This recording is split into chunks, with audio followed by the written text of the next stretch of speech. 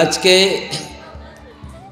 একদিনের জন্য ইস্কন অনুমোদিত বান্দোয়ান শ্রী শ্রী হরে কৃষ্ণ নামহট্ট সংঘের ব্যবস্থাপনায় ইস্কন প্রধান কার্যালয় শ্রী মায়াপুর চন্দ্রোদয় মন্দির ভক্তবৃন্দের পরিচালনায় একদিনের জন্য যে হরে কৃষ্ণ উৎসব ভাগবত ধর্মানুষ্ঠান অনুষ্ঠিত হচ্ছে, এই উৎসবে উপস্থিত সকল সজ্জন ভক্তমণ্ডলী, মাতৃমণ্ডলী, পিতৃমণ্ডলী, ভাই ও বোন, আপনাদের উপস্থিতির জন্য আমি সর্বপ্রথমে আন্তর্জাতিক কৃষ্ণ ভাবনামৃত সংঘ তথা ইস্কন প্রধান কার্যালয় শ্রী মায়াপুর চন্দ্রোদয় মন্দিরের পক্ষ থেকে আপনাদের সকলকে অসংখ্য ধন্যবাদ জ্ঞাপন করছি।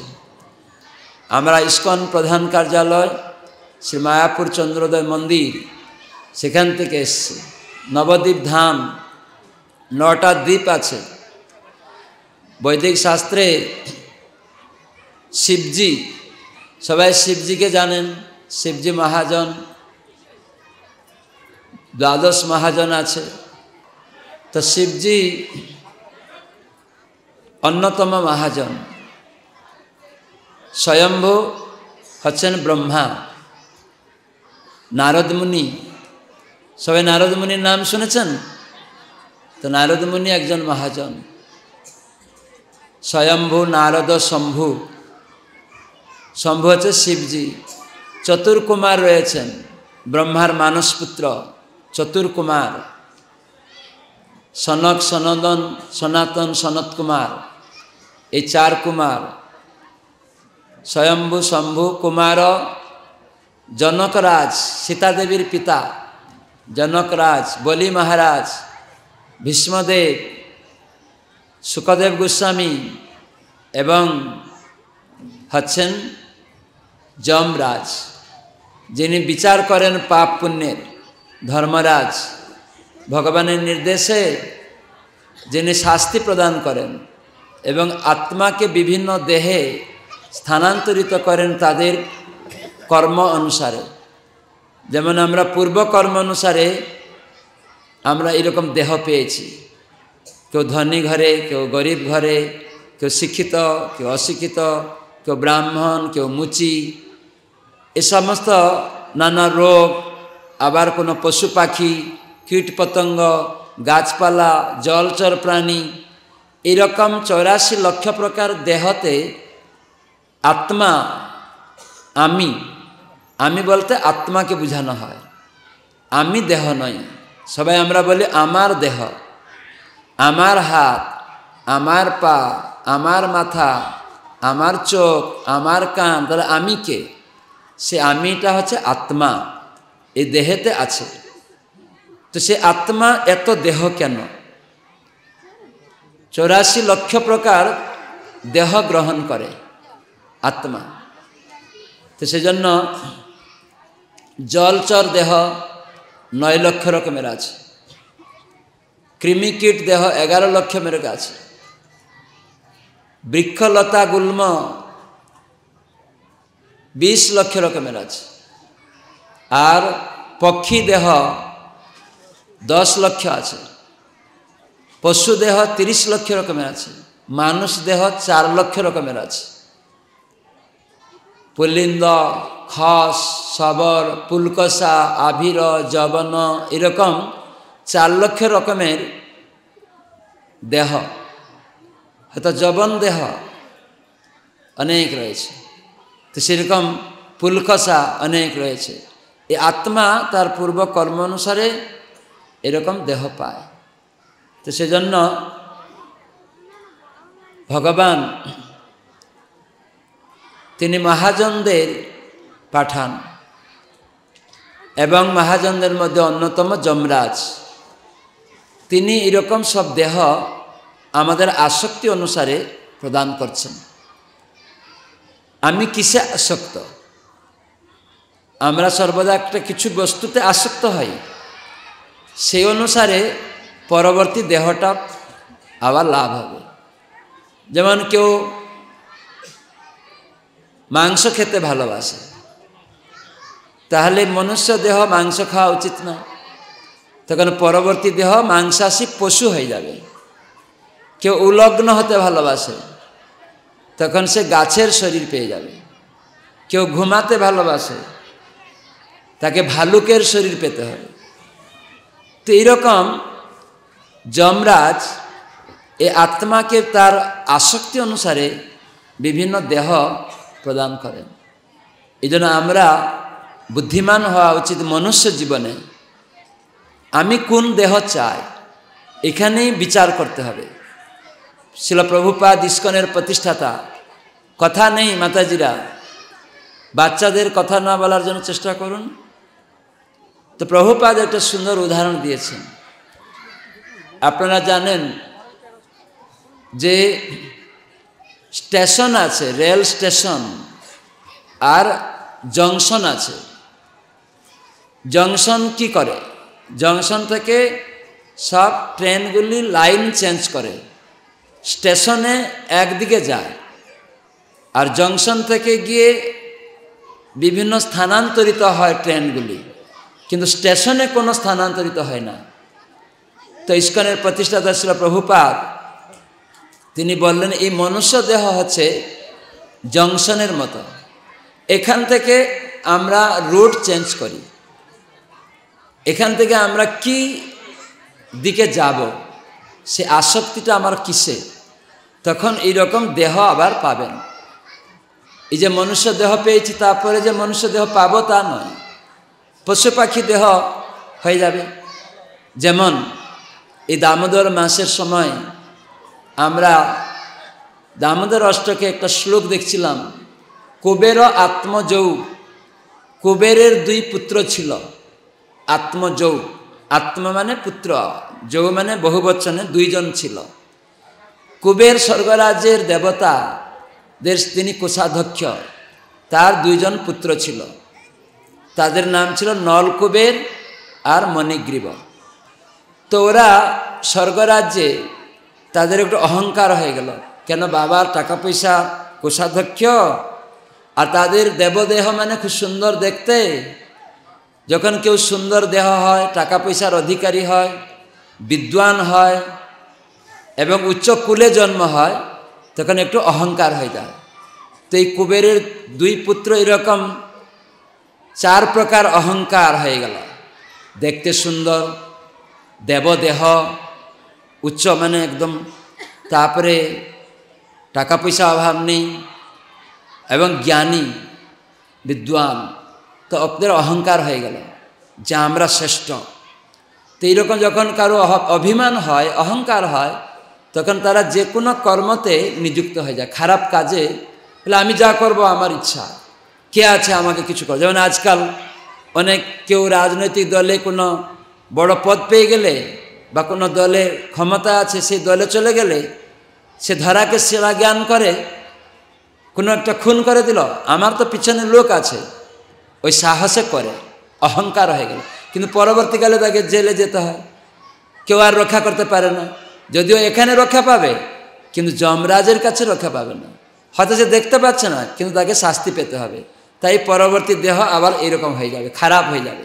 সেটা আমরা এখন বুঝতে পারছি না, কিন্তু যখন কোনো বুদ্ধিমান মানুষ বিচার করবে যে এই লোকটা গরিব কেন, এই লোকটা অসুস্থ কেন, এর নানা রোগ কেন, এ মহিলা কেন, এইগুলি যখন বিচার করবে তখন বুঝবে এইগুলি বৈদিক শাস্ত্রে পূর্বের কর্ম অনুসারে হয়েছে। তাই ভাগবতে এই নলকুবেরের কথা বলা হলো। সেখানে তারা অহংকার বশত স্বর্গরাজ্যে মন্দাকিনী সরোবর আছে, গঙ্গা, সে মন্দাকিনী নাম ধারণ করে আছে। সেখানে অপ্সরীগণ রয়েছেন, দেবতারা, অপ্সরী, সুন্দরী সুন্দরী অপ্সরীরা রয়েছে। তো এই কুবেরের দুই পুত্রর অহংকার হলো, তারা ভাবলো যে মন্দাকিনীতে স্নান করব আর এই অপ্সরীদের সাথে জল ক্রীড়াতে মত্ত থাকব। মন্দাকিনী গঙ্গা পবিত্র, পবিত্র নদীতে স্নান করে মানুষ পবিত্র হতে, কিন্তু তারা কি করছে না, পাপকর্ম করছে। তার মানে আমাদের মনোবৃত্তি, যদি কোনো ভালো কাজ করতে গিয়ে সেখানে আমাদের মনের চিন্তাধারাটা কি, সেই অনুসারে পরবর্তী একটা দেহ হয়ে যায়। তো এইরকমভাবে এই মন্দাকিনী সরোবরে ওরা কাম ক্রীড়ায় অপ্সরীদের সঙ্গে উলগ্ন হয়ে নদীতে স্নান করছে আর কামক্রীড়াতে মত্ত রয়েছে, আসক্ত হয়েছে। তো নারদ মুনি তিনি সকলের মঙ্গল বিধান করেন।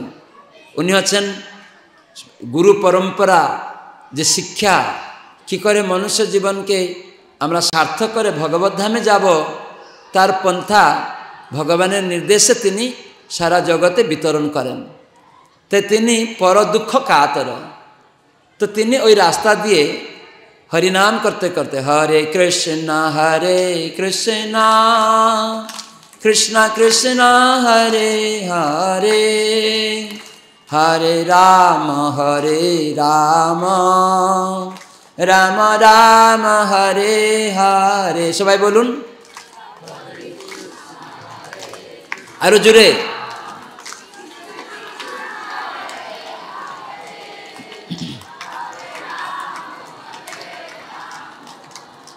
রাম রাম হরে হরে। এই কলিযুগের যুগধর্ম, বিভিন্ন সময় বিভিন্ন রূপে ভগবানের নাম কীর্তন হয়, কখনো নারায়ণ নাম করছেন। তো এভাবে নারদ মুনি যখন বিনা বাজিয়ে কীর্তন করতে করতে ওই মন্দাকিনী সরোবরের পাশ দিয়ে আসছিলেন, তখন ওই মহিলারা, অপ্সরীরা, তারা উলগ্ন ছিল, কামরতা ছিল ওই কুবেরের দুই পুত্রের সঙ্গে গঙ্গার মধ্যে। তখন এই শব্দ শুনে ওরা লজ্জায় বস্ত্র পরিধান করে ওই স্থানটা ত্যাগ করে পালিয়ে গেছে। কিন্তু কুবেরের এই দুই পুত্র এত মদমত্ত ছিল, কেন ওরা মদিরা পান করেছিল, ওদের তাদের হিতাহিত জ্ঞানটা হারিয়ে ফেলেছিল। কি করছে, যখন কেউ মদ পান করে সে কি করছে বুঝতে পারে না। আজকাল অনেক মানুষ ভাবে আমরা অ্যারিস্টোক্রেট ফ্যামিলি, মদ খাবো, সিগারেট খাবো, চা খাবো, কিন্তু এগুলি যে ক্ষতিকারক তারা বাহিরে বলে আমরা অ্যারিস্টোক্রেট, জ্ঞানী, বুদ্ধিমান, কিন্তু তারা অল্প বুদ্ধি, তারা জানে না, তাদের মনুষ্যত্ব বোধটাকে হারিয়ে ফেলে। তো এই কুবেরের পুত্ররা তারা দুইজন মদিরা পান করে এমন ঘূর্ণিত নেত্রে ছিল, হিতাহিত জ্ঞান ছিল না, যে নারদ মুনি বিনা বাজে আসছেন বুঝতেই পারছে না। অনেক সময় বুঝতে পারে না, উলগ্ন হয়ে আছে এটাও বুঝতে পারে না। মদ খেয়ে দেখবেন, আমি একবার ছোট্ট ছিলাম, 7 ক্লাসে পড়ছিলাম, আমার কাকুর সঙ্গে গোদাবরী গিয়েছিলাম। তো গোদাবরী নদীর কুলে কুলে যখন হাঁটছিলাম নদীতে স্নান করে, তখন আমি বুঝতাম না, দেখছি একটা মানুষ তার উপরে কুকুর পেচ্ছাপ করছে, পায়খানা করছে ঠ্যাংটা তুলে। তখন আমি কাকুকে জিজ্ঞাসা করছি, এই লোকটা মরে গেছে? বলছে না না, ও মদ খেয়ে আছে, এইরকম তার হিতাহিত জ্ঞান নেই, তাই কুকুর পেচ্ছাপ করছে, পায়খানা করছে তার মুখেই গিয়ে। তাহলে দেখুন, অথচ সে ভদ্র ঘরের সন্তান বলে। অনেক কোটিপতি ঘরের ছেলেমেয়েরা এরকমও করে, জানে না, বাড়ি থেকে বেরিয়ে গিয়ে মদের বিক্ষোভে, মদের আসক্ত হয়ে খেয়ে ফেলেছে আর রাস্তাঘাটে পড়ে গেছে। কোথায় পড়েছে জানেই না, কুকুর পেচাব করছে সে জানে না। আমি যখন আগে আসতাম, একজন ড্রাইভার ছিল, আগে ভক্ত ছিল না, ও নিজে বলছে যে আমি যখন মদ খেয়ে থাকতাম, কোথায় পড়ে থাকতাম, পরে যখন চেতনা আসতো দেখতাম পায়খানা গুটু মেখে পুরা কাপড় চুপড় পরেই থাকতাম। তো মানে এরকম হিতাহিত জ্ঞান থাকে না। তো মানে তারা বলে আমরা মনুষ্য, তো মানে কত মনুষ্যত্ব বোধ নেই বলে তারা এই ধরনের আচরণ করে। আর ওই ড্রাইভার পরে ইস্কনের ভক্ত সঙ্গ করে ভক্ত হয়ে গেল, তখন সে বুঝতে পারলো যে কি ব্যাপারটা। তখন এইভাবে এসে আমাদের মন্দিরে গাড়ি চালাতো। তো এইরকমই এই কুবেরের পুত্ররা তারা কি করেছে না, নেশা আসক্ত হয়ে এরকম উলগ্ন হয়ে ওই অপ্সররা যখন পালিয়েছে তখন তাদের অনুসন্ধান করছে, কোথায় গেল কোথায় গেল, কেন কামে আসক্ত হয়ে গেছে, মদিরার বিক্ষোভে উলগ্ন আছে, নেকেট আছে, বুঝতেও পারছে না যে কে আসছে না আছে, সেই হিতাহিত জ্ঞানও নেই। তখন নারদ মুনি দেখলেন এই কুবেরের পুত্র, এ তো বুদ্ধিমান দেবতার সন্তান, এদের জ্ঞান নেই, মদিরা পান করে এরকম অবস্থা। তখন নারদ মুনি ভাবলেন এদের উচিত শিক্ষা দেওয়া উচিত। তখন নারদ মুনি তিনি অভিশাপ দিলেন, এদের যাতে চেতনা ভঙ্গ হয়, মুক্ত হয়, এদের জ্ঞান হয়। তখন নারদ মুনি তখন বললেন তোমরা বৃক্ষজনী প্রাপ্ত হওয়া বলে জল ছিটিয়ে অভিশাপ দিলেন। তখন ওই জল পড়ে গেল, তখন চেতনা এসছে, তখন বুঝতে পেরেছে, তখন গিয়ে নারদ মুনির চরণে গিয়ে পড়ে গেছে। হে নারদ মুনি, আমরা মদিরা পান করে সব জ্ঞান হারিয়ে ফেলেছি, দয়া করে আমাদের ভুল হয়ে গেছে, ক্ষমা করুন। যখন চেতনা আসে তখন সবাই ভুল স্বীকার করে, যখন কোনো কষ্ট পায়, শাস্তি পায়, তখন সবাই তার চেতনাতে আসে, না হলে বুঝতে পারে না। দেখবেন আজকাল অনেক টাকা পয়সা অহংকার হয়ে যায়, তখন খারাপ কাজ করে বসে, যখন তাকে শাস্তি দেওয়া হয় তখন সে অনুশোচনা করে, হায় হায় কেন এটা করলাম, এটা না করলে ভালো হতো, তখন অনুশোচনা করে। তো এই যে মনুষ্য বুদ্ধিমান হওয়া উচিত, তার অনুশোচনা এইসব খারাপ কাজে যাওয়ার আগে প্রশ্ন করা উচিত, এটা ভালো না এটা মন্দ। এই জন্য সাধুসঙ্গ করতে হয়। গীতা ভাগবত থেকে শুনলে তখন সেই চেতনা উদ্বুদ্ধ হয়। এই জন্য গীতা ভাগবত এইসব দেওয়া আছে, ম্যানুয়াল বুক। গীতা ভাগবত হচ্ছে ম্যানুয়াল বুক এই দেহরূপক যন্ত্রের অপারেটিং করার জন্য। যেমন ক্যামেরা, মোবাইল, গাড়ির অপারেটিং করতে ম্যানুয়াল বুক আছে, ঠিক সেরকম দেহরূপ যন্ত্রকে অপারেটিং করতে ম্যানুয়াল বুক হচ্ছে গীতা ভাগবত। সেখানে বলা হচ্ছে কিম কর্তব্যম কিম অকর্তব্যম শাস্ত্র প্রমাণম কুরুতে। শাস্ত্র মানে যা শাসন করে রক্ষা করবে, যেটা আমরা আশ্রয় করলে শ্রবণ করে তখন রক্ষা পাব। কর্তব্য অকর্তব্য নির্ণয় করা আছে। আপনি যখন চাকরি পাবেন তখন সরকার বলবে 10টা থেকে 4টা আপনার কর্তব্য কর্ম সরকার দিয়ে দিল নোটিশ, 10টা থেকে 4টা আসতে হবে। কিন্তু আপনি চাকরি করে যদি অহংকার বশত বলে না না আমি 3টায় যাব 4টায় চলে আসবো, তাহলে আপনার চাকরি থাকবে? চাকরি থাকবে না। তো বুদ্ধিমান মানুষ তারা পালন করে, আর যারা বুদ্ধিমান নয়, হয়তো শিক্ষিত অল্প বুদ্ধি, তাই জন্য পাগল, তাই জন্য ও সরকার আইন মানে না, আবার তার চাকরি চলে গেল তখন কান্নাকাটি করে, হাত পা ধরে, না না আমি আর করবো না, আমি করব। এই জন্য মনুষ্যের সমাজে পশু না হওয়া উচিত। পশুরা বুঝতে পারে না, কিন্তু দ্বিপদ পশু হয়ে যাচ্ছে মানুষ। জ্ঞান আছে কিন্তু তারা দুষ্ট বুদ্ধিতে লাগাচ্ছে। ভগবদ্গীতায় কৃষ্ণ বলছেন যে দুষ্কৃতি ন, কৃতি মানে মেধা আছে, জ্ঞান আছে, কিন্তু দুষ্ট কাজে লাগাচ্ছে, তো সেজন্য তাকে দুষ্কৃতন বলা হয়। তো এই জন্য এই নারদমুনির অভিশাপ পেয়ে এরা দুষ্ট কাজে বুদ্ধিটাকে লাগাচ্ছে। বুদ্ধিমান, উচ্চ দেবপদ, দেখতে সুন্দর, টাকা পয়সা অভাব নেই, কিন্তু তাদের মেধা জ্ঞানটা দুষ্ট কাজে লাগাচ্ছে, অবৈধ ক্রীড়া করছে, মদ খাচ্ছে, যার ফলস্বরূপ নারদ মুনি তাদের উচিত শিক্ষা দিলেন, তোরা বৃক্ষ হয়ে যা। তাই ক্ষমা চাইছে যে হে নারদ মুনি ক্ষমা করুন। নারদ মুনি বললেন এই অভিশাপ তোমাদের ভোগ করতে হবে, কিন্তু আমি তোমাদের মুক্তির কারণ বলে দিচ্ছি। আমি সেটা প্রার্থনা করতে পারি, অভিশাপ তো অবশ্য ঘটবে, তোমাদের শাস্তি দরকার, কিন্তু তোমরা মুক্ত হবে কেন? তোমরা সারেন্ডার করেছো, আমার অপরাধ ক্ষমা চাইছো আমার কাছে, আমি সাধু, অবশ্যই তোমাদের ক্ষমা করছি। বৃক্ষ হবে, কিন্তু বৃক্ষজনী প্রাপ্ত হয়ে পরমেশ্বর ভগবানের কৃপা লাভ করবে, এর থেকে কৃপা আর তোমরা পাবে না। এটা হচ্ছে সবথেকে মহান কাজ। অন্য বৃক্ষরা ভগবানের কৃপা পাবে না, যদি ভক্তরা অন্য বৃক্ষদের কৃপা করে। যেমন এই শাকসবজি, যারা সাধু ভক্ত তারা ভগবানের নির্দেশ পালন করে। পত্রম পুষ্পম ফলম ত্বয়ম যমে ভক্ত্যা প্রয়চ্ছতি তদ অহম অস্নামি ভক্তোপহৃতম। ভক্ত শাস্ত্রকে মানে, গীতা ভাগবতকে মানে। অসুরেরা তারা ভগবত গীতা শাস্ত্র মানে না, তারা মন গড়া চলে। সেই জন্য ভক্ত সে জানে যে ভগবান নির্দেশ করলেন এই শাকসবজি হত্যা পাপ, নিজের ইন্দ্রিয় সুখের জন্য রান্না করে খাওয়া চুরি করা, কিন্তু সেটা যখন আমাকে জানিয়ে, এগুলি আমাকে জানিয়ে তুমি গ্রহণ করবে, সেটা ভক্তি হবে, ধর্ম হবে। এই জন্য ভক্তরা পাপ থেকে মুক্ত হয়ে যায়। যজ্ঞাশিষ্ট সেন সন্ত মুচ্যন্তে সর্বকিল বিষয়ী। সন্ত মানে সাধু, ভক্ত সে পাপমুক্ত হয় যখন ভগবানের নিবেদিত শাকসবজি প্রসাদ রূপে গ্রহণ করে। ওই হত্যাটা হত্যা নয়। তো অনেক গাছের ভাগ্য কি জুটবে? ভক্তরা রান্না করে খাবে, কিন্তু অনেক মানুষ তারা তো কেটে খাচ্ছে, তারা ভগবানকে নিবেদন করছে না। তাহলে আমি যদি বৃক্ষ হয়ে গেলাম, ওই রকম হয়তো দুর্ভাগ্য হয়ে যাবে।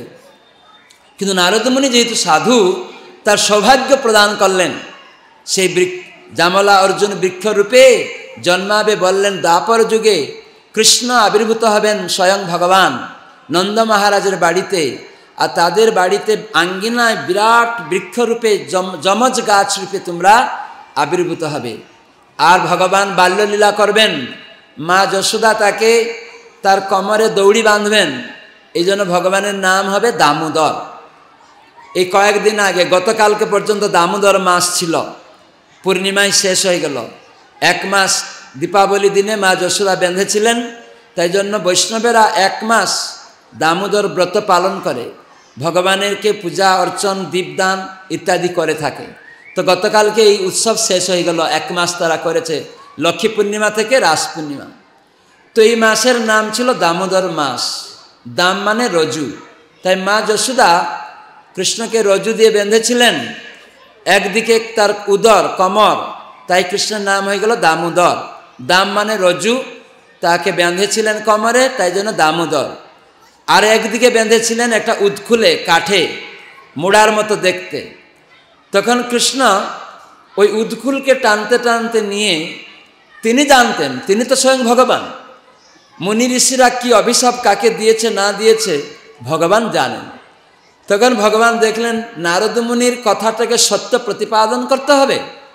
তো নারদ যেহেতু আমার ভক্ত, এই নলকূপের তার চরণে আত্মসমর্পণ করে অপরাধ ক্ষমা চেয়েছে, অবশ্য আমি এই নলকূপেরকে মুক্ত করাবো। আমি তাদের দর্শন দিব, আশীর্বাদ করব, তাদের মুক্তি প্রদান করব। ভক্তের কথা ভগবান পালন করেন।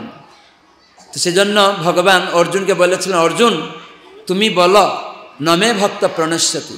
আমি বললে কখনো কখনো রক্ষা করি না, কিন্তু তুমি যদি বলবে, আমার ভক্ত যদি বলে, তাহলে আমি রক্ষা করতে বাধ্য হই। কেন? ভক্ত বৎসল ভগবান। তখন নারদ মুনির এই কথাকে রক্ষা করব আমি, এরকম। তাই জন্য এই ভগবান তখন দেখলেন এই জামলা অর্জুন বৃক্ষ, সেই কুবেরের 2 পুত্র তারা রয়েছে গাছ হয়ে। কেন? উলগ্ন হলে গাছ হয়ে জন্মাতে হবে, নেকেট হয়ে থাকতে হবে সারাটা জীবন। কত কষ্ট! গাছ ডাল কাটবে, কুয়াশা, ঠান্ডা, এটা কি ভালো? আফ্রিকা জঙ্গলে 8,000 10,000 বছরের বৃক্ষ এখনো রয়েছে। কেউ কেউ মনুষ্য ভাবে আমি দীর্ঘ আয়ু চাই, তাহলে গাছপালাও হয়ে থাকুন, দীর্ঘ আয়ু নিয়ে থাকুন, কোনো লাভ হবে না। ওই কত রকম কষ্ট, আপনার ডাল কাটবে, আপনাকে কুয়াশা, ঠান্ডা, বৃষ্টি, কত রকম সহ্য করে থাকতে হবে। এটা বৃক্ষ দ্রবণের মধ্যেও আত্মা আছে, কিন্তু তার চেতনাটা একদম সংকুচিত, বুঝতে পারে না। আচ্ছাদিত চেতন, আচ্ছাদিত হয়ে রয়েছে। গাছপালার চেতনাটা আচ্ছাদিত, বুঝতে পারে না। কিন্তু তার মধ্যে আত্মা চেতনা না থাকলে বাড়বে না। আত্মা আছে তাই জন্য বাড়ে, তাই এটা শাস্তি। আত্মা আমি এইরকম মনোবৃত্তির জন্য তাই আমাকে গাছ হতে হবে। ভগবান জানেন, তাই নারদ মুনি জানতেন যে এরা উলগ্ন হতে ভালোবাসে, তাহলে গাছের হয়ে থাকাই ভালো। উলগ্ন হতে থাকছে, সারা জীবন গাছ হয়ে থাকো, উলগ্ন হয়ে থাকো। তো এইভাবে আমাদের কর্ম অনুসারে আমরা এই দেহগুলি পেয়েছি। তাই মনুষ্য জীবনে আমাদেরকে চেষ্টা করতে হবে যে কী রকম জীবন আমি পাব। যেটা বলছিলাম জংশন, মনুষ্য দেহটা। তাই রুট চেঞ্জ করুন, কোন দিকে যাবেন। একদিকে পশুজনী, দেবজনী, মনুষ্যজনী, গাছপালা, পশু পাখি, কীট পতঙ্গ। তাহলে আপনার আসক্তি অনুসারে গীতায় কৃষ্ণ বললেন জং জং বাপি স্মরণ ভাবম তজন্তন্তে কলেবরং তং তমেব ইতি কন্তেয় সদা তদ্ভাব ভাবিত। তুমি যে এরকম মনোভাব নিয়ে দেহত্যাগ করবে, পরবর্তী জন্ম সেরকম হবে, দেহটা ওই রকম হবে। তা আত্মা এই দেহ পেয়েছে, তাই মন আছে একটা ইন্দ্রিয়। তা আমরা কি মনে চিন্তা করছি, কীরকম হবে মনে চিন্তা? না সারা জীবন আমার কার্যকলাপ অনুসারে আমি কিসে আসক্ত, ভালোবাসি, ওইটাই মনে সর্বদা চিন্তা হবে। দেখবেন বাচ্চাদেরকে যখন আপনি অ আ শিখান, তো রাত্রিবেলা স্বপ্নে অ আ চিন্তা করে, বলতে থাকে, বিলবিলাতে থাকে। আপনি নিজেই, বড় ব্যক্তিরাও যা সারাদিন আসক্ত হয়ে থাকে, কাজকর্মে রাত্রিবেলা ওইগুলা স্বপ্ন দেখে। স্ত্রী বলে, আরে তুমি এরকম রাত্রি সারা এইসব কথা বলছো কেন? তখন ওর স্বামী বলে, আরে কালকে সারাদিন ওইসব কাজে ব্যস্ত ছিলাম, ওইটা আসক্ত হয়ে গেছে, মনের মধ্যে গেঁথে যায়, তো এই জন্য বিলবিল আছে। তাহলে মৃত্যুটা ওইরকম স্বপ্নের মতো, ঘুমন্ত অবস্থায় স্বপ্নের মতো মৃত্যু আসবে যখন, তখন আপনার মনে যে আসক্তি, ওই চিন্তাধারা হবে। তখন ভগবান বলছেন তোমার পরবর্তী দেহ আসক্তি অনুসারে তুমি পাবে, তার বর্তমান দেহ অনুসারে কর্মনা দৈব নেত্রেণ জন্তুর দেহ উপপতয়ে, জন্তু মানে জীব আত্মা, তার কর্ম অনুসারে এরকম দেহ পাবে। যেমন এইখানে আমরা বসে আছি সব আলাদা আলাদা, কি কারণ কেউ জিজ্ঞাসা করেছেন? ওকে আমি খেতে দিচ্ছি ভিখারি বলে, আমি ধনী হলাম কেন, উনি গরিব হলো কেন? আপনার দালান বাড়ি, ওনার ফুটপাতে বাড়ি, দুঃখ করা উচিত যে কেন ওনার হলো, আমার কেন হলো না। এটা যখন ইনকোয়ারি করবেন, এটা কে ইনকোয়ারি করবে? মানুষ, পশু পাখি নয়, কীট পতঙ্গ নয়, গাছপালা নয়। তাই মনুষ্য দেহকে হারাবেন না, এটা পেয়ে জিজ্ঞাসা হন, প্রশ্ন করুন। কিন্তু আমরা শিক্ষা লাভ করে প্রকৃত প্রশ্ন করতে জানি না। সনাতন গোস্বামী তিনি প্রধানমন্ত্রী ছিলেন বাংলার নবাব হুসেন সাহা যখন এই পশ্চিমবঙ্গ, তখন বাংলার নবাব ছিলেন হুসেন সাহা 500 বছর আগে। তখন একজন প্রধানমন্ত্রী ছিলেন, তার নাম আছে সনাতন গোস্বামী, সাকর মল্লিক। উনি ব্রাহ্মণ ছিলেন, কিন্তু হুসেন সাহা তাকে, মুসলিম তাকে, তার জ্ঞান বুদ্ধি দেখে তাকে প্রধানমন্ত্রীতে নিযুক্ত করে তাকে নামকরণ করেছিলেন সাকর মল্লিক। আর ওনার আর একটা ভাই ছিল রূপ গোস্বামী, তার নাম ছিল দবির খাস। এরকম সব মুসলিম নাম দিয়েছিলেন ওই নবাব। কিন্তু চৈতন্য মহাপ্রভু 500 বছর পূর্বে আবির্ভূত হয়েছিলেন স্বয়ং কৃষ্ণ, এবং তিনি এসে জগতে মানুষকে হরিনাম দিয়ে হৃদয় চেতনাকে মার্জিত করালেন। হরে কৃষ্ণ কৃষ্ণ কৃষ্ণ হরে হরে, হরে রাম রাম রাম হরে হরে। এইটি মহামন্ত্র, ভগবানের নাম জপ কীর্তনের ফলে আমাদের আয়না, হৃদয়ের আয়না পরিষ্কার হয়, তখন আত্মজ্ঞান হয়। আমি এই দেহ নই বোঝা যায়, আমি আত্মা। একটু আগে আমরা শুনছিলাম আমার দেহ, আমার হাত, আমার পা, আমার মাথা, এরকম বলছি।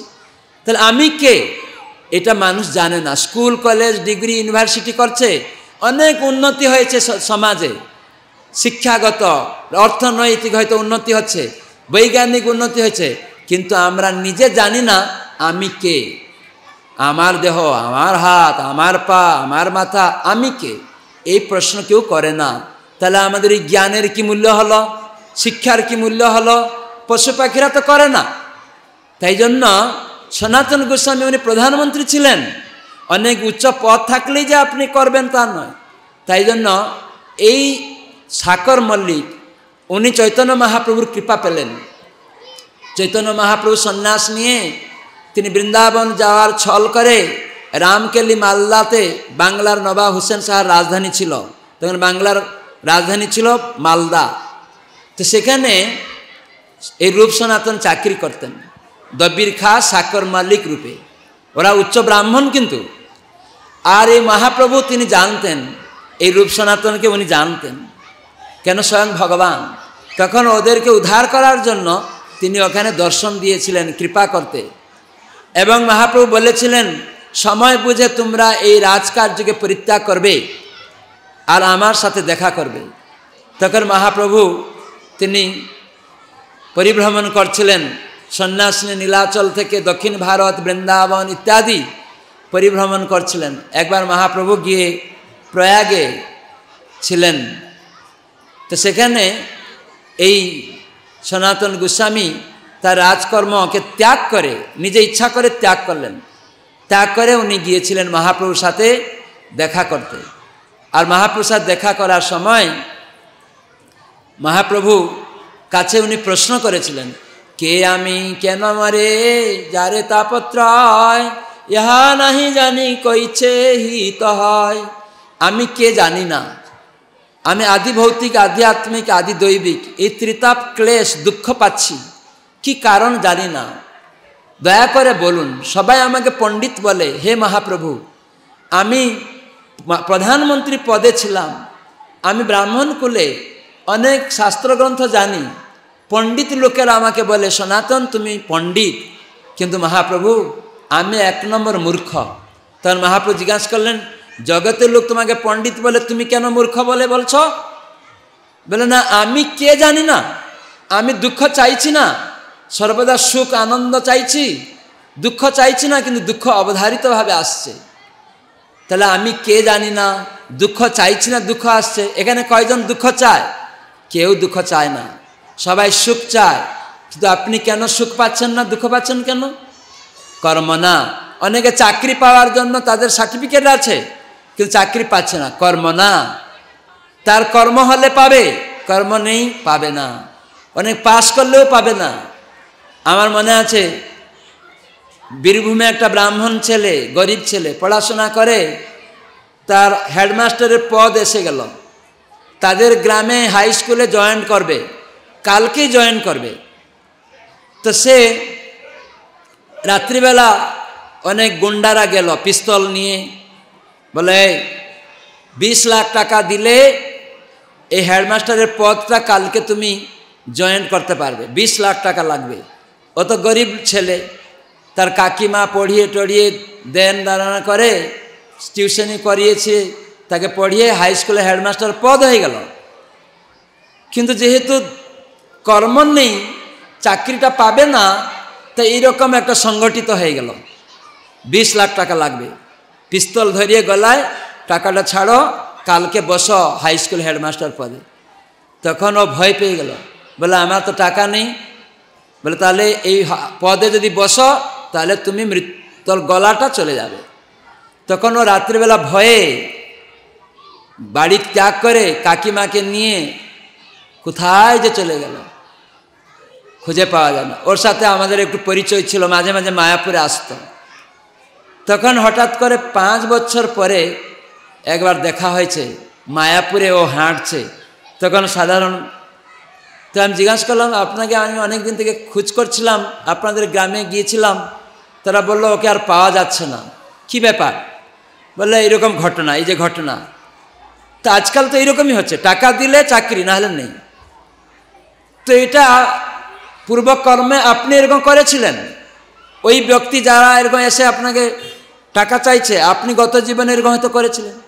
কেন? কর্ম এরকমই তাকে বাধ্য করাবে, পাবে না। তো তখন আমি বললাম, আপনি পূর্ব জীবনে এই ব্যক্তি যারা এসেছিল পিস্তল নিয়ে 20 লাখ টাকা দিয়েছিল, আপনি পূর্ব জীবনে এরকম এই ব্যক্তিকে করেছিলেন?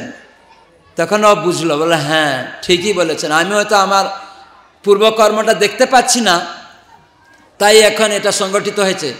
তখন যেহেতু ও ব্রাহ্মণ ছেলে ছিল, ও বুঝে আর দুঃখ করলো না। বলে ঠিক আছে, এটা পূর্বকর্ম অনুসারে গেল, এই 20 লাখ টাকা আমি তো দিতে পারবো না, আর চাকরি তো পেলাম না। তখন বলছে, আমি নবদ্বীপে একটা টুলে 2000 টাকা মাইনা নিয়ে এখানে থাকি, এখানে টুলে থাকি, কাকিকে নিয়ে থাকি। তাহলে দেখুন, আপনার যে পদ আপনি পেয়ে যাবেন তা নয়, পাস করেও আপনি পাবেন না। এরকম বহু ভুরি ভুরি প্রমাণ বাংলাতে রয়েছে, আপনারা জানেন। শুধু বাংলা নয়, সারা বিশ্বে অনেকে পড়াশোনা করেও পায় না। অনেক টাকা পয়সা আছে, কোটি কোটি টাকা চলে গেল, কোটি কোটি টাকা চলে গেল, সরকার নিয়ে নিচ্ছে, সেও ভুরি ভুরি প্রমাণ আমরা দেখছি। এটা কর্ম না, আপনার ভোগ নেই, আপনি পাবেন না। আমি যখন ছোট ছিলাম, আমার বাবা বলতেন যে দেখো, কখনো তুমি আকাঙ্ক্ষা করবে না যে এটা হব সেটা হব, তোমার পূর্ব কর্ম অনুসারে যেটা পাও না তুমি পাবে। আর তোমার কর্ম অনুসারে অনেক এসে যাবে, সেটা যদি ভোগ না থাকে তুমি ভোগ করতে পারবে না। তো সেই হিসাবে আমি দেখতাম যে সত্যি তাই, যে কর্ম, গীতা ভাগবত যখন পড়লাম তখন দেখছি যে এইরকম জগৎটা কর্ম অনুসারে আপনি বিভিন্ন শরীর পাবেন। দুঃখ চান না, দুঃখ পাবেন। সুখটাও, দুঃখ যেমন চান না পাবেন, পাচ্ছেন, ঠিক সুখটাও আপনি না চাইলে পাবেন। সেটা কীরকম? কালে ন, তার মানে সময় আসবে, কর্ম না, আপনার পূর্বকর্ম সংগঠিত হয়ে যাবে, তখন আপনি পাবেন। তো এই জন্য আমাদের মনুষ্য জীবনে এই জন্য এই সুখ দুঃখ প্রার্থনা করতে হবে না, প্রয়াস করতে হবে না। একটা জিনিস প্রয়াস করতে হবে কি না, আমি কি করা উচিত আমার প্রশ্ন, সেটা হচ্ছে ভক্তি। আমি কে জেনে আমার কর্তব্যটা জানা উচিত মনুষ্য জীবনে, এই প্রশ্নটা করা উচিত। সেই জন্য যে এই আমি কে যখন জানতে পারবো, আমার একটি প্রয়াস হবে যে আমি যখন আত্মা ভগবানের অংশ, তাই ভগবানের সেবা করা আমার কর্তব্য। আমি যখন চাকর জানবো মালিকের কাজ করা আমার কর্তব্য, তখন আমি সুখী থাকব। কিন্তু আমরা যখন চাকর হয়ে আমরা যদি মালিকানা দাবি করি, তাহলে আমাদের জীবনে কপালে দুঃখ হবে। তাই আজকে জগতে অনেক টাকা পয়সা থাকতে পারে, সুন্দর স্ত্রী থাকতে পারে, বিল্ডিং গাড়ি থাকতে পারে, হতাশা উৎকণ্ঠা উদ্বেগে রয়েছেন। কেন? আপনারা তো ভোগ করতে পারেন, কেন এরকম দুঃখ? তার মানে এইগুলি আমাদের আনন্দের উৎস নয়। আত্মার ধর্ম পরমাত্মা ভগবানের সেবাতে যুক্ত হওয়া, এটি গীতা ভাগবত শিক্ষা। এটাই মনুষ্য জীবনে এই গীতা ভাগবত শিক্ষা দিচ্ছে। সেই জন্য আমরা যা কিছু পেয়েছি এগুলি ভগবানের, আমরা নেকেট হয়ে এসেছি। তো অতএব এগুলি আমাদের ভগবানের সেবা করার জন্য এই মনুষ্য জীবনে এই উপলব্ধি করতে হবে। এই আমেরিকা ছিল, ভারত ছিল, মাটি ছিল, জল আকাশ সব কিছু আছে ভগবানের রাজ্যে। এগুলি আমাকে দেওয়া হয়েছে তার সেবা করার জন্য, কৃষ্ণের, গড আল্লাহ ভগবানের। তাই আমরা তার অংশ, তার সেবা করব। এটাই হচ্ছে জীবের পরম ধর্ম। এটাকে বলে সনাতন ধর্ম। সনাতন মানে নিত্য ধর্ম। সনাতন কথার অর্থ কি? আদি অন্ত যার নেই। ধর্ম মানে আইন, তার মানে যে ধর্ম নিত্য ধর্ম। তাহলে দেহের ধর্ম নিত্য নয়। তাহলে দেহেতে পরিচয় কেউ মুসলিম দিল, কেউ হিন্দু দিল, কেউ খ্রিস্টান দিল, অতএব এটা ধর্ম নয়। তো অতএব এটা সনাতন নয়। এই দেহের মধ্যে আত্মা নিত্য। কেন? দেহটা ছোটবেলার দেহটা নেই, যুবক হয়ে গেল, তার মানে দেহ অনিত্য। তাহলে আপনার পদবিও অনিত্য। আপনার প্রধানমন্ত্রীর পদ, মুখ্যমন্ত্রীর পদ, আপনার যে পরিচয় রাজনৈতিক দলের পদ অনিত্য। আপনি আজকে বিজেপি, কালকে তৃণমূল হয়ে গেলেন, কালকে তৃণমূলই, কালকে বিজেপি হয়ে গেলেন। আজকে আমেরিকান, কালকে পাকিস্তানি হয়ে যাচ্ছেন। আজকে ভারতীয়, কালকে আমেরিকান হয়ে যাচ্ছেন। আজকে বাংলাদেশি, কালকে ভারতীয় হয়ে যাচ্ছেন। এই দেহের পরিচয় অনিত্য, কিন্তু আত্মা আপনি আমি একই ব্যক্তি রয়ে গেছি। তো সেই আমার কর্তব্য কি? সেজন্য জীবের স্বরূপ হয় কৃষ্ণেরও নিত্য দাস। এটা বুঝতে গেলে ভগবানের নাম হরে কৃষ্ণ কৃষ্ণ কৃষ্ণ হরে হরে, হরে রাম রাম রাম হরে হরে, এই ভগবান আল্লাহ গডের নাম, এটা যখন আমরা করব, তখন আপনার মধ্যে যে আয়না আছে সে আয়নাটা পরিষ্কার হবে এবং লাইট জ্বলবে। তখন আপনি দেখবেন আমি কৃষ্ণ দাস, গডের দাস, আল্লাহর দাস। অতএব আমার যত কর্ম আছে, চাকরি, ব্যবসা, চাষবাস, সর্বকর্ম আপনি যখন ভগবানের নির্দেশে করবেন। নিজের খামখেয়ালি করলে কষ্ট পাবেন। কেন? আমাদের ইন্দ্রিয় সুখের জন্য আমরা চেষ্টা করছি। ভাগবত গীতায় আমরা জানি না, বলা হয়েছে, আমরা ভাবছি ইন্দ্রিয় সুখটা সুখ না, এটা দুঃখের কারণ। ভগবত গীতার ৫ম অধ্যায়, ওখানে ২২ নম্বর শ্লোকে বলা হয়েছে, স্পর্শ সুখে যে আনন্দ তাহা দুঃখময়, ভোগ নহে ভোগী সেই জানিহ নিশ্চয়, সেই সুখে আদি অন্তে শুধু দুঃখ হয়, বুদ্ধিমান ব্যক্তি যেই না তাতে রময়। প্রভুপাদ এই গীতার গানে লিখেছেন, শ্লোক আছে, ভগবান যে শ্লোকটি বলেছেন, যে হি সংস্পর্শজা ভোগা দুঃখ জুনয় এবতে আদ্য অন্তর্বন্ত কৌন্তেয় ন তেষু রমতে বুদ্ধা। যারা বুদ্ধিমান, জ্ঞানবান, যারা সত্যিকালে বুদ্ধিমান বলবে, তারা তাদের বুদ্ধি দিয়ে ভালো কাজ করবে, দুষ্ট কাজ করবে না। তাহলে সে দুষ্কৃতিন হয়ে যাবে। তার কৃতি মেধাকে দুষ্ট কাজে লাগাবে না, ভালো কাজে লাগাবে। তো সেই জন্য এই হরে কৃষ্ণ উৎসব, ভগবানের নাম করে আমরা উত্তম হব, তার মানে তমসা থেকে উত্থিত হব, আলোকিতে যাব। এই জন্য এখানে বলা হচ্ছে, যারা বুদ্ধিমান, বিবেকবান, যারা বিবেকবান বুদ্ধি আছে তাদেরকে বিবেকবান বলে। তখন সে বিবেকে আনন্দ পাবে, নাহলে পাবে না। সেজন্য বিবেকবান হউন। তারা বিবেকবান কি করবে না, স্পর্শ সুখে যে আনন্দ তাহা দুঃখময়। আমরা কিছু ইন্দ্রিয় সুখ করতে যাচ্ছি, সেটা দুঃখের কারণ। চুলকানির মতো সুখ, পরিণাম দুঃখ। চুলকানি আরাম হবে, পরিণামে দুঃখ হবে। তাই এই জড়জগতে যে ইন্দ্রিয়ের সুখ, সেটা দুঃখ। আনন্দ হবে চুলকানির মতো, কিন্তু পরিণাম দুঃখ হবে। এটা মানুষ জানে না। এই জন্য এখানে বলছে স্পর্শ সুখে যে আনন্দ তাহা দুঃখ হয়, দুঃখময়। ভোগে নহে ভোগী সেই জানি হ নিশ্চয়। সেটা ভোগ নয়, সে ভোগীর মতো সে কষ্ট পাচ্ছে, বুঝতে পারে না অজ্ঞানতার ফলে। যেমন উলগ্ন হয়ে আছে, বুঝতে পারে না। মদ খেয়ে তো মানুষ মনে করছে মদ খেয়ে খুব ভোগ করছি, কিন্তু দুঃখের কারণ বাবা আমাকে গালি দিচ্ছে অশ্লীল ভাষায়, আর মানুষ তাকে গালি দিচ্ছে, আর তার মুখে কুকুর পেচ্ছাপ করছে, লাঞ্চ বাস্ট হয়ে যায়। একটা জায়গাতে আমরা গিয়েছিলাম মেদিনীপুরে, একটা গ্রামে। ওখানে গ্রামের লোক, কিন্তু তাদের 10টা বড় বড় বাড়ি, 4তলা বাড়ি। তাদের যে খাবার ডাইনিং ঘরটা মানে অনেক বড়, এসি রুম, তাদের অনেক গাড়ি বাড়ি, অনেক ফ্যামিলি বড়। কিন্তু তারা যখন ডাইনিং রুমে বসে সবাই, ছেলে মেয়ে বৌমা, সেখানে সব টিভি চলতে থাকে, খারাপ ছবি, মদ মাংস সব চলে, মিউজিক বাজে, এইরকম ফ্যামিলি। ওই বাড়ি থেকে একটা বৌমা এবং ছেলে বৌমা আর কি, তারা ইস্কন ভক্ত সঙ্গ করে ভক্ত হয়ে গেল। তখন আমাদেরকে বলল যে মহারাজ, আমাদের এই গ্রামে অত বড় বাড়ি, সব এরকম ভোগে আসক্ত, দয়া করে আমাদের একটু আসুন, কৃপা করুন। সেই ছেলে বৌমা তারা ইস্কনে মায়াপুরে এসে প্রসাদ খেয়ে হরিনাম করে আস্তে আস্তে তারা ভক্ত হয়ে গেল। আর ওই গ্রামে অনেক লোককে ভক্ত বানালো ওরা। কিন্তু ওই ফ্যামিলিতে আমরা যখন গিয়েছি, ওই সময় তাদের একটা কাকা, সে বাহিরে গিয়ে এত মদ খেয়েছে, মদ খেয়ে সে একটা রিক্সায় উঠেছে, বলে চল আমার বাড়িতে। এত মদ খেয়েছে, তার লাঞ্চটা বাস্ট হয়ে রিক্সা থেকে পড়ে ডেড হয়ে গেল। তো এরকম বহু ভুরি ভুরি প্রমাণ আমি চোখে সেই লোককে দেখছি, যে কিভাবে লাঞ্চ বাস্ট করে, সে মদ এত খেয়েছে। তার মানে ধনী ঘরের ছেলে, বড় বড় বাড়ি আছে, সুন্দরী স্ত্রী আছে, তার কি লাভ হলো? ডেড। সেই যে স্ত্রী বিয়ে করলো, তার অবস্থা কি হবে? তার মেয়ের অবস্থা কি হবে? বিচার করতে হবে বহু জিনিস। খালি মনুষ্য দেহ পেয়ে গেলাম, টাকা পয়সা ইনকাম করলাম, স্ত্রী পুত্র গ্রহণ করলাম, তার কি লাভ?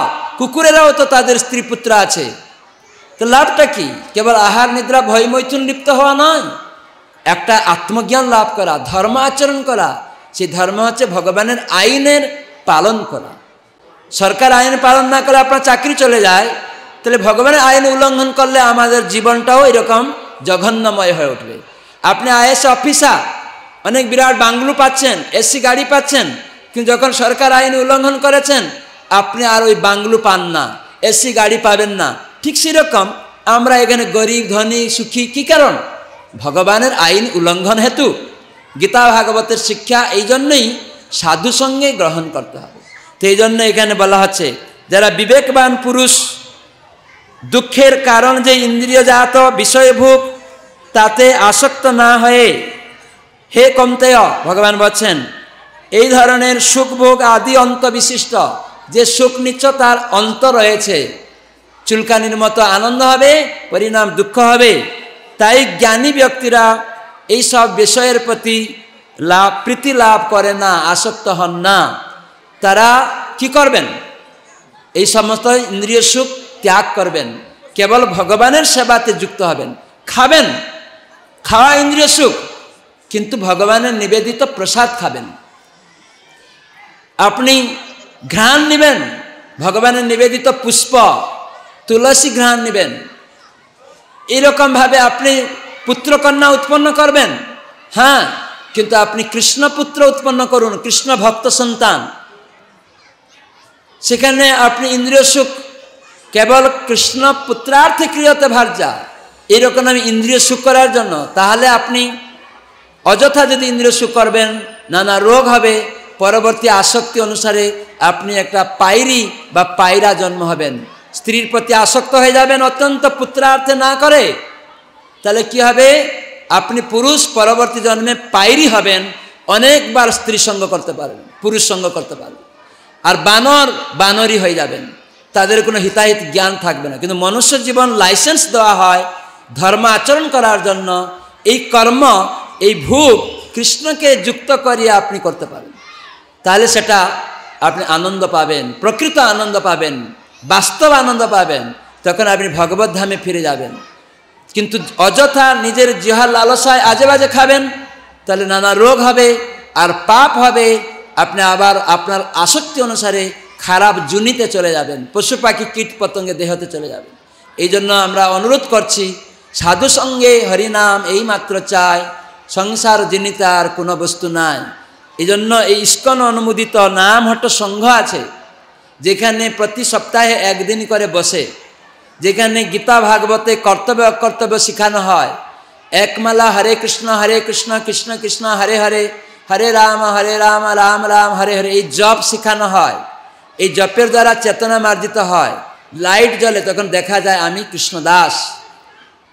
তাহলে কর্তব্য সর্বকর্ম ভগবানের প্রীতির জন্য করতে হবে। আর সেখানে শেখানো হয় কি করে রান্না করে ভোগ লাগিয়ে ভগবানকে প্রসাদ খাবেন, শাক সবজি খাওয়া ত্যাগ করবেন না। এই জন্য আমরা যাতে সর্বদা কৃষ্ণ ভাবনাময় হই, সর্বকর্মতে কৃষ্ণকে চিন্তা করি। রান্না করবেন কৃষ্ণের জন্য, মালা গানছেন না এটা ভগবানের নিবেদন করব, আর ওই প্রসাদী মালা পরব, এটা যে মালা আমাকে দেওয়া হয়েছে, আগে ভগবানকে নিবেদন করা হলো, তারপরে আমাকে দেওয়া হলো। আমি এটা ডাইরেক্ট গ্রহণ করব না, আমাকে কিছু খেতে দেওয়া হয়, তখন জিজ্ঞাসা করে এটা ভগবানের ভোগ লেগেছে, এই শাকসবজিরও প্রাণ আছে, যজ্ঞ করা হয়েছে ভগবানের নিবেদন তুলসী দিয়ে, তখন নিবেদন করার ফলে ওই পাপ মুক্ত হয়, তখন ভক্তরা ওই প্রসাদ খায়। এই শিক্ষা এই নামহট্ট সংঘ থেকে দেওয়া হচ্ছে। কেন না, গীতায় কৃষ্ণ বললেন যে মৃত্যুকালে যদি মনে তুমি আমাকে স্মরণ করে দেহত্যাগ করতে পারো, তাহলে তুমি আমার কাছে আসবে, চিন্ময় দেহ প্রাপ্ত হবে, বারবারই পশু পাখি কীট পতঙ্গ ত্রিতাপ দুঃখেতে আর জর্জরিত হতে হবে না। এই জন্য এই সাধু সঙ্গে হরিনাম, এই জন্য এখানে লেখা আছে আন্তর্জাতিক কৃষ্ণ ভাবনামৃত সংঘ। সারা বিশ্ববাসী কিভাবে মনে তারা কৃষ্ণকে স্মরণ করবে, চাকরি ব্যবসা কিছু ত্যাগ করতে হবে না, সব থাকবে, কিন্তু কেবল এখানে সাজানো হয়েছে দেখুন, রাধা কৃষ্ণ পঞ্চতত্ত্ব, নিতাই গৌর, তুলসী পরম্পরা। বাড়িতে এরকম আলেখ্য বিগ্রহ সেবা করবেন। আর ইস্কন ভক্তরা এই গ্রামে গঞ্জে চাকরি ব্যবসা করে, তারা বাড়িতেই থাকে, কেউ গৃহত্যাগ করে না। সবাইকে গৃহত্যাগ করতে হবে না, সবাই পারবে না।